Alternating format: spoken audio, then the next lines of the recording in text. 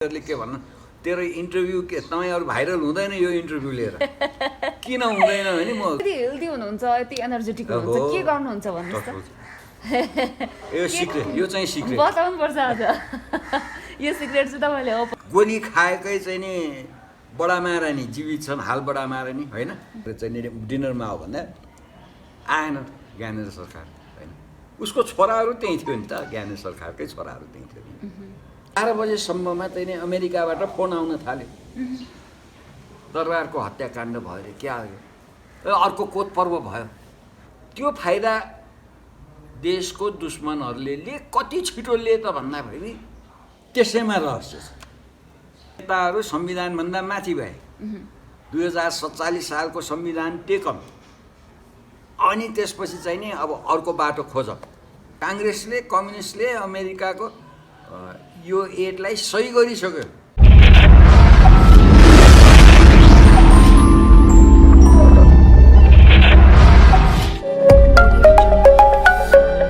Sir नमस्कार नमस्कार सन्चै हुनुहुन्छ सन्चै छु दर्शकबिन तपाईले स्क्रिनमा देखिसक्नु भएको छ अहिलेको अवस्थामा पनि निकै जोश छ उहाँ एकदमै जोसिलो रूपमा चाहिँ बोलिरहनु भएको छ हामीले धेरै इन्टरभ्युजहरु पनि हेरिसकेका छौं पूर्व सूचना तथा सञ्चार राज्य मन्त्री शीर्ष शमशेर जबराको हामी यति बेला घरमा छौं र उहाँसँग चाहिँ पछिल्लो समय चाहिँ के भइरहेको छ देशमा र त्यो विषयलाई उहाँले कसरी हेरिरहनु भएको छ यही विशेष जल्दोबल्दो विषयवस्तुमा आज हामी कुराकानी गर्ने छौं सर यो कोरोना को छ लकडाउन छ यसलाई तपाईले कसरी चाहिँ आफ्नो घरमा कसरी समय बिताइरहनु भएको छ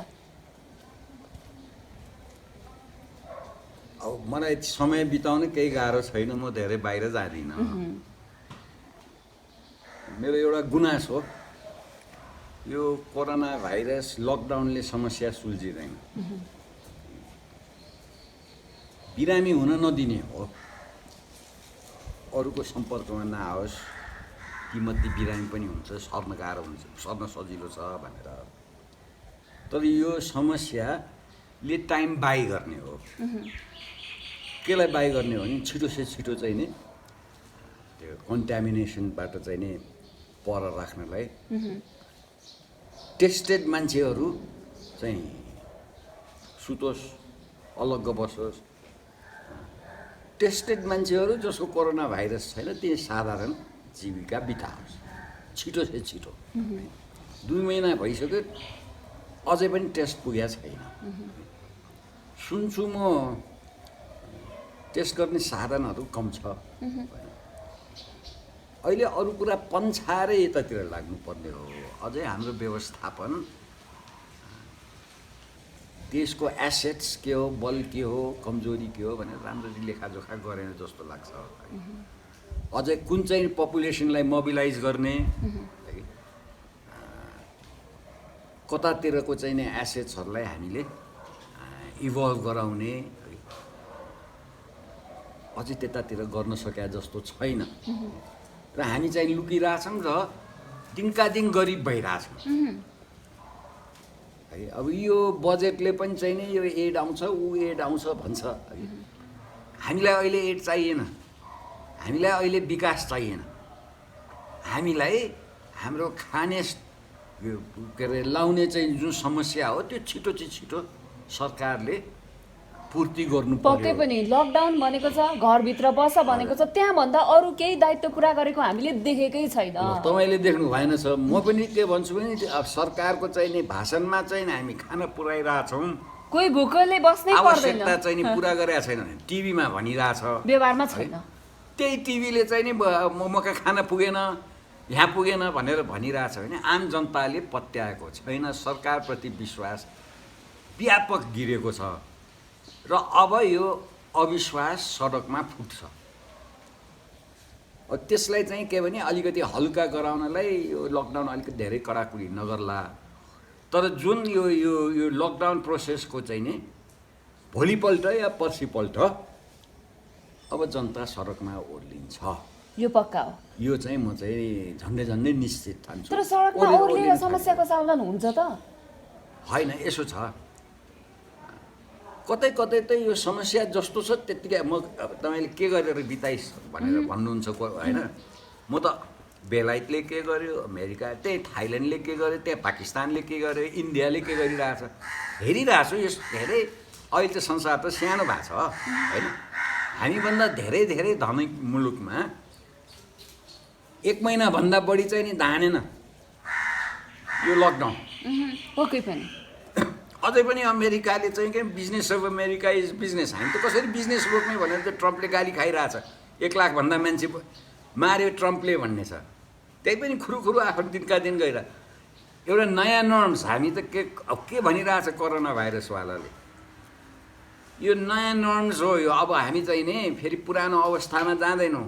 अब सोसियल डिस्टेन्सिङ बानी बनाउनु पर्यो होइन। अनि त्यसपछि चाहिँ नि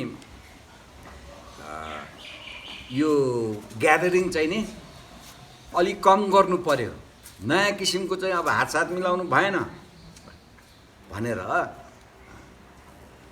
हामी फेरि उही पुरानो अवस्थामा जाँदैनौँ भन्ने कुराले सबै चिज अब प्रायः खोल्न थालिसक्यो। प्लेनमा चाहिँ नि ल है अब बिचको सिट नहुने, बसमा बिचको सिट नहुने होइन। यहाँ एयरपोर्टमा आउने मान्छेलाई चाहिँ केही टेस्ट गर्ने, टेस्ट गरेर चाहिँ नि मलेरियाको चाहिँ नि सर्टिफिकेट हुन्थ्यो नि कतै जाँदाखेरि पहिला है, त्यस्तै सर्टिफिकेट लिएर आऊ जाऊ भिजा। यस्ता महामारी त पहिला पनि आएका हुन्। महामारी धेरै मर्ने के अरे महामारी आएको थियो। यो त जम्मा चाहिँ नि इफेक्टेडको 2% हो। खालि के भने औषधि फेला परेन त्यति हो। त्यसरी यो सिटिमिति जाँदैन। र यो यसबारे के गर्ने भने लकडाउन भनेर चाहिँ नि सबैलाई चाहिँ नि घरमा खुम्च्याउँदैमा यो समस्या यसरी समाधान हुँदैन। अब यसो भन्दाखेरि यति दुःख गरिरहेको सरकारको चित्त दुख्ला। तर यो सरकारको क्षमता यो अहिलेको यो व्यवस्थाको यो राष्ट्रिय क्षमता के हो है, र यो क्षमता कतातिरबाट हामी विकास गर्ने भनेर त्यसको लेखाजोखै नभए जस्तो उहाँहरूको चाहिँ नि कसरी सत्तामा आउनुभयो भने विरोधबाट सत्तामा आउनुभयो। यो स्थायित्व भएन। यो चाहिँ नि जहिले पनि चाहिँ नि माइनोरिटी गभर्मेन्ट्सहरू भयो, फ्लुइड गभर्मेन्ट्स भयो, त्यसैले चाहिँ अब 2/3 भनेर भने त यो पनि यस्तै रहेछ भने उहाँहरूको क्षमता रहन्छ। म त त्यो कन्क्लुड गरेँ। क्षमता देखिएन होइन, ठ्याम्मै रहन्छ। र अहिलेको बजेटलाई चाहिँ त्यहाँ तपाईँले कसरी विश्लेषण गर्नुहुन्छ? अमेरिकन डिजाइन अनुसार तयार छ बजेट भन्नेहरूको विश्लेषण पनि हेरिरहेका छौँ। अहिले भर्खर साथीले सोधे एमसिसी, मेरो भने ठिक छ यो अमेरिकन प्रोजेक्ट हो, काङ्ग्रेसले पनि हुन्छ भनेर सही पनि गरे, कम्युनिस्टले पनि सही गरेको होइन। अब जुन कुरा चाहिँ नि त्यो कम्युनिस्टको एक खेमाले यसमा चाहिँ नि केही चाहिँ नि संशोधन सहित पास गर्नु छ भनेर भनेको, म सके त्यसमा चाहिँ नि सहमत छु होला। किन यो अनौठो किसिमले अब हाउसैबाट पास गर्नुपर्ने कस्तो अमेरिकन प्रोजेक्ट आएछ भनेर जुन भरत दाहालजीले तपाईँहरूकै युट्युबमा धेरै नै चाहिँ नि होमवर्क गर्नुभएको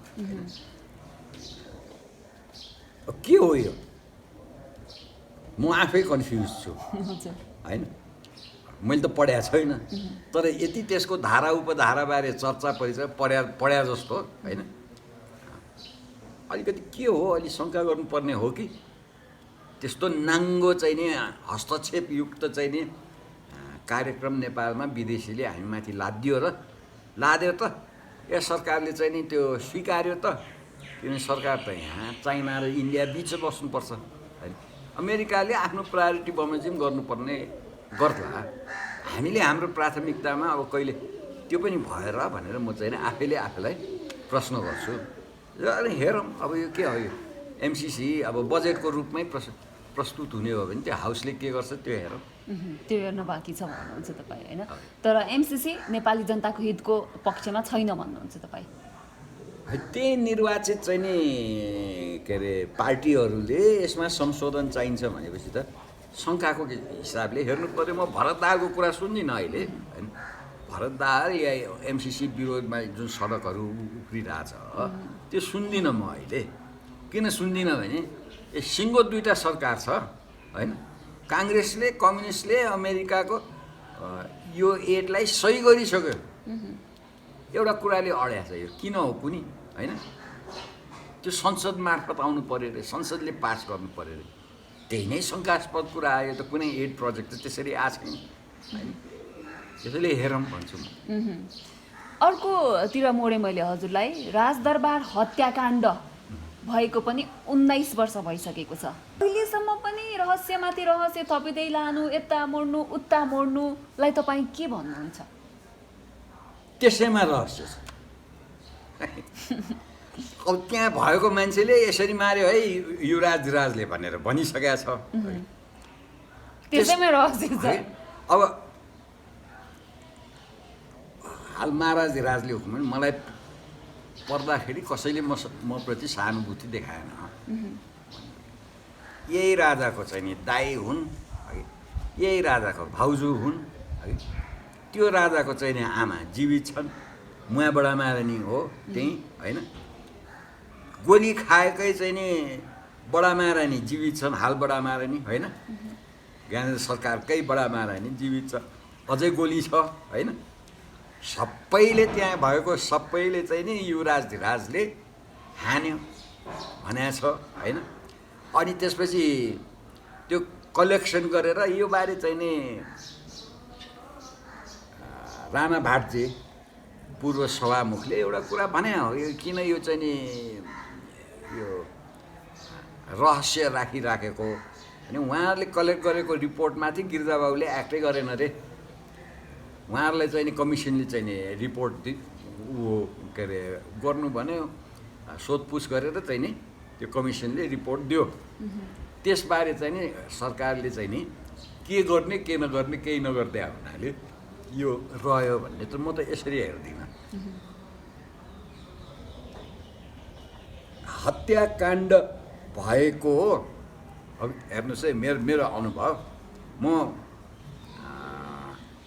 बाहिर खाना गएको 8 देखि 9 बजेतिर त्यो दरबार हत्याकाण्ड बारे होइन, 11 बजेसम्ममा चाहिँ नि अमेरिकाबाट फोन आउन थाल्यो, दरबारको हत्याकाण्ड भयो अरे, क्या हो अर्को कोत पर्व भयो माने। त्यो एउटा कमजोर दरबारमा भुवाङ त पर्यो नि, छोरोले बाउलाई मार्ने भने त त्यो त ठुलो भुवाङ, त्यसको त्यो कमजोरीको फाइदा देशका दुश्मनहरूले लिए। युवराजले होइन, अब भवितव्य अब ज्ञानेन्द्र सरकार बाहिर गयो, ज्ञानेन्द्रले मारे, ज्ञानेन्द्र पारसले मारेको भन्छन्। त्यसैले त्यो फाइदा देशको दुश्मनहरूले लिए, कति छिटो लिए त भन्दाखेरि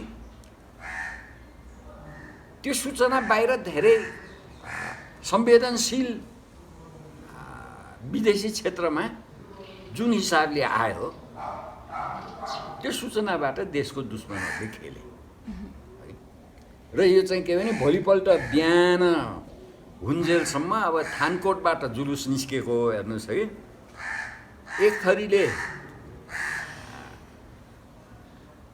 के अरे हत्यारालाई फाँसी दे भने, एक थरीले हत्यारा ज्ञानेन्द्रलाई फाँसी दे भनेर माइक खोसाखोस भयो भनेपछि जानिकन त्यो एउटा बाँचेको जुन शाही परिवार हो त्यसमाथि दुश्मनी थुपार्न खोजेको देखेर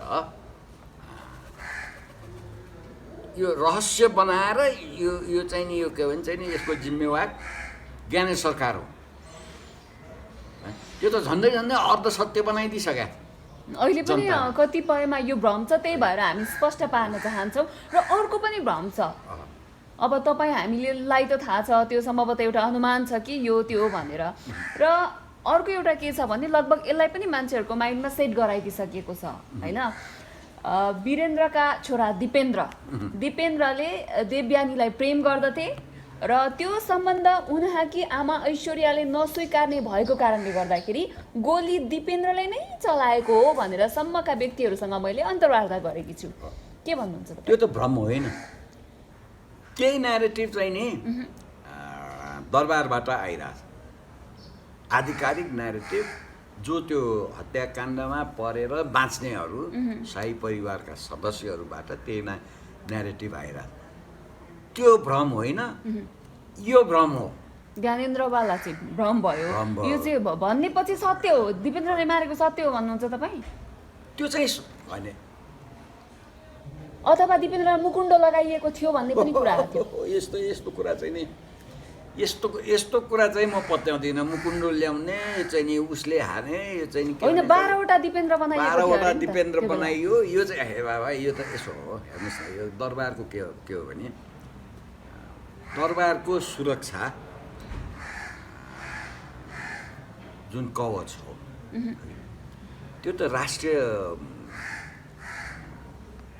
सुरक्षा नीति अनुसार हुन्छ। त्यो त सिक्रेट हो नि त, त्यो त स्याङ्क्टम स्याङ्क्टोरियम त्यो होइन, अरूले थाहा नपाउने। त्यो राजपरिवारभित्र जमघट गर्दाखेरि, पारिवारिक जमघटभित्र गर्दाखेरि बाहिर काहरू बस्ने थिएन। त्यस्तो अवस्थामा सुरक्षाको चाहिँ नि व्यक्तिहरू पनि बाहिर बस्ने थिएन, के अरे भित्र बस्ने थिएन होइन। भनेपछि त्यही आपसमा चाहिँ नि त्यो चाहिँ नि काटमार हुँदाखेरि सबै जो जति बाँचेका छन् सबै पीडित हुन् नि। हामी त पीडित भयौँ होइन, राजा मारिया छ। तपाईँ चाहिँ कहाँ हुनुहुन्थ्यो त्यो बेला, के गर्नुहुन्थ्यो? यो होइन, हामी नेपालीको हिसाबले तपाईँ पीडित हुनुभयो, हामी पीडित हुनुभयो, त्यसपछिको श्रृङ्खला हेर्दै जानुहोस् न कहाँ पुग्यो देश होइन।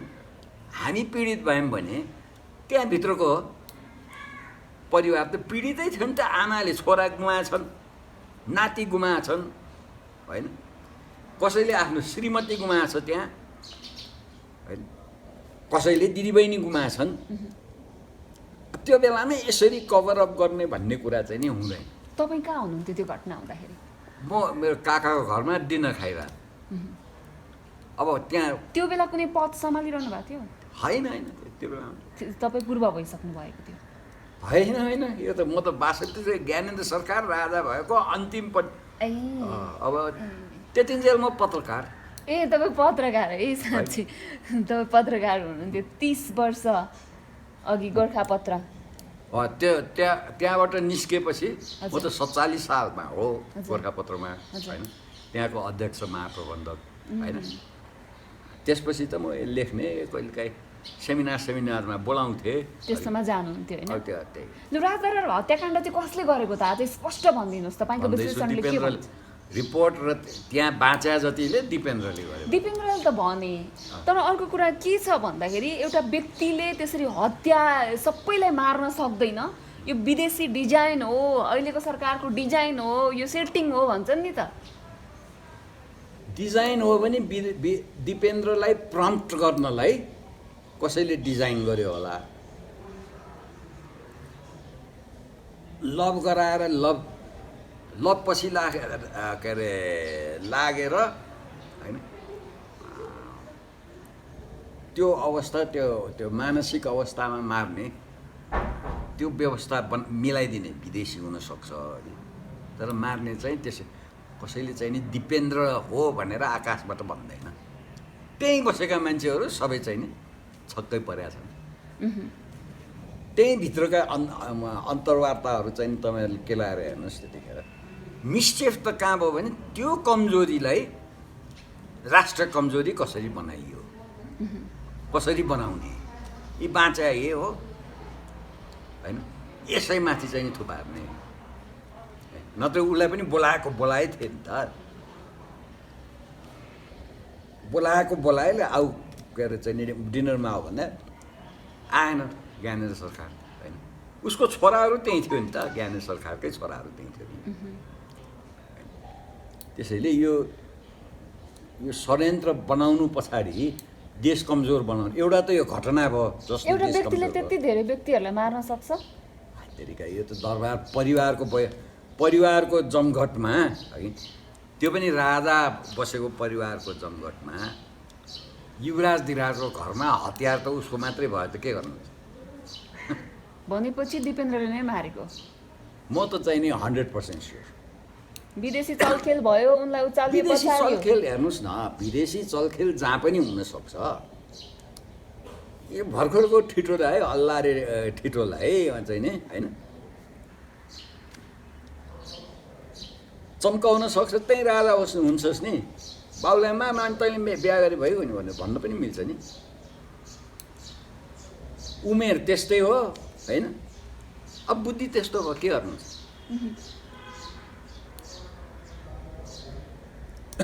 अब देशले चाहिँ कसरी निकास पाउँछ जस्तो लाग्छ तपाईँलाई? यो फेरि म दिनका दिन यही भनिरहेको छु हेर्नुहोस् है। अब मेरो त साथीहरूले के भन्नु, तेरो इन्टरभ्यू के तपाईँहरू भाइरल हुँदैन यो इन्टरभ्यू लिएर। किन हुँदैन भने म जसले सोध्यो भने मैले के भन्छु भने सडकमा जाम, पार्टीहरूको खल्तीबाट निस्कौँ। तपाईँ जान सक्नुहुन्छ सडकमा? अब बोला बेलामा त म पनि गएर भाषण गरेको छु होइन। के त भन्दाखेरि जहाँबाट बिग्रियो त्यहीँ जाम। यी नेताहरू संविधानभन्दा माथि भए। 2047 सालको संविधान टेकम। अनि त्यसपछि चाहिँ नि अब अर्को बाटो खोज, सबै समेटिने। नेताहरूलाई संविधानभन्दा माथि राख्नु भएन भनेर मैले पहिला पनि तपाईँहरूलाई पनि भने हो होइन। अब बोल्दाखेरि यही बोलिन्छ हेर्नुहोस् अघि। यो बोल्दाखेरि यो राजावादी ढेँडे राजावादी राजालाई सत्तामा ल्याउने चाहिँ नि सुरु गर्यो भन्ने एक थरी हुन्छन्। अरू यसलाई आउँदै आउँदैन यही बोलिन्छ। अब के हेर्ने, यसले यो हेर्नै पर्दैन, यसले के बोल्छ थाहा हुन्छ भनेर तपाईँहरूले त्यही सोध्नुहुन्छ, म त्यही जवाफ दिन्छु। के गर्नुहुन्छ? आज अलिकति फरक नै कुराकानी भएको छ। आज अलि दरबार हत्याकाण्डको कति वर्ष भयो अरे? यो पनि पुरानो कुरा सम्झाउनु। 19 वर्ष भयो। पुरानो कुरा। 19 वर्ष। तपाईँ चाहिँ कति वर्ष पुग्नु भयो सोध्न मिल्छ नि केटा मान्छेलाई त? 67, म 1952। 67 मा है। यदि हेल्दी हुनुहुन्छ, यति एनर्जेटिक हुनुहुन्छ, के गर्नुहुन्छ भन्नुहोस् त? यो सिक्रेट, यो चाहिँ सिक्रेट बताउनु पर्छ आज। यो सिक्रेट चाहिँ तपाईँले ओपन गर्नु होइन। यो कोरोना भाइरसले झन् चाहिँ नि सजिलो गरायो। कस्तो एक्सर्साइजहरू गर्नुहुन्छ कि खानेकुरामा केयर गर्नुहुन्छ, के गर्नुहुन्छ शीर्ष शमशेर जबराले, हामी जान्न चाहन्छौँ। अब मेरो श्रीमतीले मलाई राम्ररी हेरिदिन्छ, खाना राम्रो दिन्छ, औषधि टाइममा दिन्छन् होइन। हिन्डुल गर्दाखेरि अलि एक्सर्साइज गर भन्छन्। कचकच धेरै सुनिन्छ। एक्सर्साइज गर्नुहुन्छ, कति घन्टा गर्नुहुन्छ? 1 घन्टा जति हिँड्नुहुन्छ। अनि त्यसपछि खानपानमा के हुन्छ? चामल खाना भुजा नै हुन्छ? खाना भुजा एकचोटि दिउँसो, साँझ चाहिँ सिक्ने अलि हल्का फुल्का त्यस्तो हुन्छ। भारतले हेरेको कुरा लक्ष्य जान्नु र अब भारतले हामीलाई लगभग नेपालका 71वटा जिल्लामा चाहिँ हामीलाई हडपेको छ। यो हाम्रो नेताहरू कमजोर भएर हो कि अथवा चाहिँ यो भारतको प्रविधि नै यस्तै हो कि बिपीदेखि केपीसम्म आउँदाखेरि नै यहाँ बहुत हेपेको छ क्या? सीमा विवाद हेर्ने हो भने उस्तै छ। के भन्नुहुन्छ यो विषयलाई तपाईँ? फिर्ता आउँछ त हाम्रो गुमेको जमिन? हाम्रो दाबी जारी गर्नु एउटा। हाम्रो राजनीति स्वतन्त्र हुनुपर्छ, नत्र जसको भात खायो त्यसैको सेवा गर्नुपर्छ होइन। सङ्गठनको राजनीति भनियो, सङ्गठनको राजनीति चाहिँ सङ्गठनको आवश्यकता मध्ये स्रोत पनि हो। सङ्गठन परिचालनको स्रोत पनि, त्यो स्रोत चाहिँ नि विदेशीले दियो भने अलि गुलामी गर्नुपर्छ। त्यो हिसाबले राजा महेन्द्रले निर्दलीय व्यवस्था ल्याएको। अब तपाईँ हामीलाई स्वतन्त्रता चाहियो अरे, अनि राजा महेन्द्रले बेचेको भन्छन् नि त एक थरी त। फेरि कति हो हल्लामा हाम्रो राजनीति लागेर त्यही त वास्तविकता बताइदिनुहोस्। होइन, कति हल्लामा राजनीति लागेर चाहिँ कि मन्त्री समेतले 2 बाकस सुनमा चाहिँ नि राजा महेन्द्र 2 बाकस सुनमा राजा महेन्द्रले त्यो बेच्ने हो भने त्यो 16वटा पोइन्टबाट जुन गयो नि त्यो सबै बेचे भए कति बाकस सुन हुने रहेछ? एउटा यसो विचार गर्नुहोस्। बेचेर चाहिँ नि खाने हो भने त राजाले किन चाहिँ नि इन्डियासँग चाहिँ नि न्यु खोज्थे? अचम्मको कुरा हिजो चाहिँ अर्को एउटा साथीले पनि त्यही भन्यो। एम्बेसेडर हुने मान्छेले यस्तो महत्त्वपूर्ण चाहिँ नि सूचना जनतालाई दिन्छ। 2 बाकस सुन बेच्यो भनेर, सुनले चाहिँ नि भूमि बेच्यो भनेपछि त्यस्तो मान्छे एम्बेसेडर हुँदा त्यो विदेशीले पनि के भनेर भन्ठान्ला? हाम्रो राजनीति यहाँ यहाँ गिर्यो, यसरी गिर्यो के। अनि त्यसैले तपाईँले बिपीदेखि केपी जुन भन्नुहुन्छ, बिपीदेखि म त तपाईँले केपी भने त कृष्णप्रसाद भने होला, अहिले पनि त केपी नै हो नि। अहिले केपी भन्या यो गिर्यो किनभने सङ्गठनको राजनीति परमुखी भयो। अनि त्यसैले तपाईँले यो एमसिसी, सेमसिसी, चाइनिज एम्बेसेडर घुम्ने, इन्डियन जर्नलले चाहिने होइन धम्की दिने, अघि यो सबै अब हेर्नुहोस् न, हामीले हाम्रो भूमि दाबी गरे हो होइन, हाम्रो नक्सा बनायो, तपाईँ चाइनाले चाहिँ नि उक्सायो भनेर कसरी जर्नलले भन्ने, यो मलाई अचम्म लाग्छ। किनभने उहाँहरू उक्साउनतिर चाहिँ नि इन्डियनहरू खप्पिस रहेछ। सोझै चाहिँ नि हाक्काहाक्की भन्छ, हामीले चाहिँ नि यो माओवादीलाई यहाँ ल्याउन, सत्तामा ल्याउन गल्ती गरे। इन्टरनेसनल क्राइम हो, तपाईँलाई थाहा छ कि छैन? उनीहरूले आफै मानेको माओवादी आतङ्कवादी भनेर आफै ल्याए। फेरि इन्डियन गृहमन्त्रीले होइन, परराष्ट्र मन्त्री हो कि रक्षा मन्त्रीले यो माओवादी युद्धको ताका कि माओवादीलाई आतङ्कवादी भने, आफैले मानेको होइन। अहिले हामीले नै चाहिँ नि सपोर्ट गरेर आतङ्कवादको सपोर्ट गर्न हुँदैन भन्ने चाहिँ ट्रिटी छ। त्यसैले यस्तो हाकाहाकी भइरहेछ, कमजोरी हाम्रो हो। त्यसैले सडकमा जाम, यस्ता नेताहरूलाई ठाउँमा ल्याऊँ, संविधान अन्तर्गत ल्याऊँ, मेरो भनाइ थियो। धन्यवाद सर, यहाँको महत्त्वपूर्ण समय अनि कुराकानीको लागि धन्यवाद। सिधै